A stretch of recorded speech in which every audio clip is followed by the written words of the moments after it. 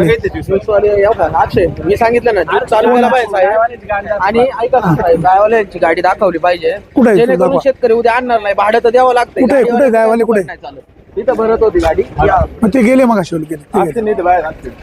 आपण या ठिकाणी पाहतोय टोमॅटोच्या मार्केटमध्ये सध्या पाऊस पडतोय.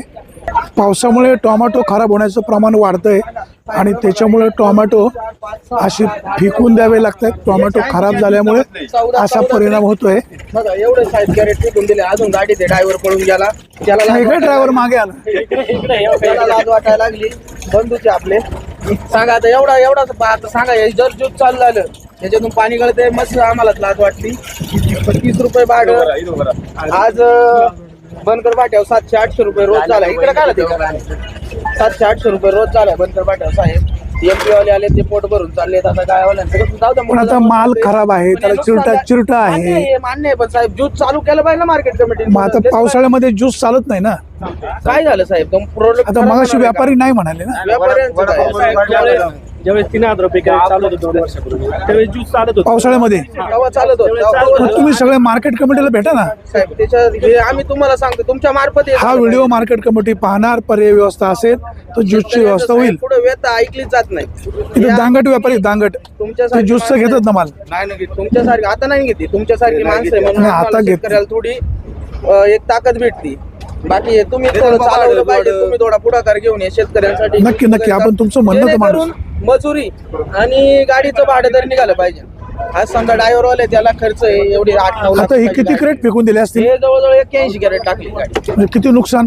बघा आता 81 कॅरेटचं नुकसान बघा ना. भाडं झालं 2000 रुपये हेच भाडं झालं. 1 कॅरेट 40 रुपयाला तोडायला पडतं दिवसभर. बाईला पाऊस, बाई म्हणते थोडं करू नसन चालले बाबा दुपारी घरी, मग काय करायचं. मग ही झालंय साहेब परवडत. निसर्गाचा फटका बसला. सकाळी 7 वाजता उठायचं, माणसं आणाय जायची.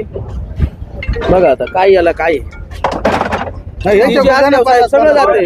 ती जी असल्या 400 रुपये ज्यूसवाले यांनी बंद केले, यांना परवाडा ना. कालपर्यंत यांचे सहकार्य चालू करतात. एक दिवस उद्यापासून इकडे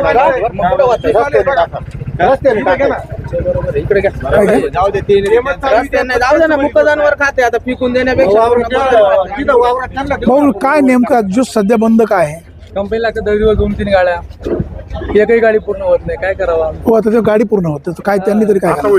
बारकी मोठी परवा दिवशी रात्री 3 वाजला मला गोळा करत जागेवरचं नाही का गाड्यावरचं, पण आपल्या गाड्यावर सगळं गोळा करून म्हणजे 460 गाडी झाली फक्त. त्याची साहेब पण हे मार्केट कमिटी करू शकते.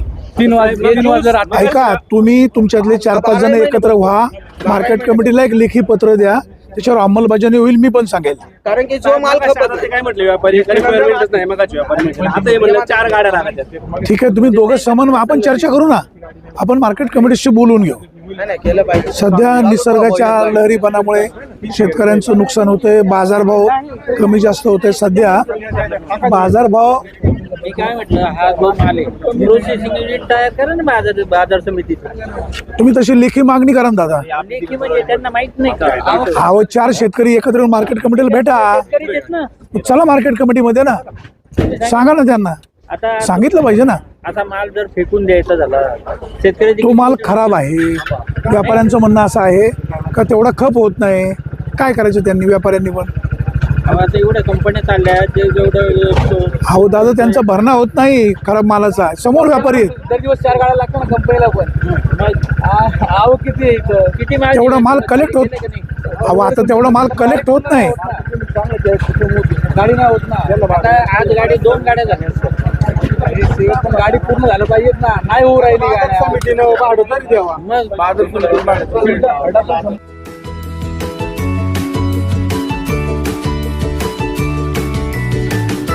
बातम्या शेतीच्या, बातम्या मातीच्या, बातम्या अन्यायाच्या, गुन्हेगारीच्या,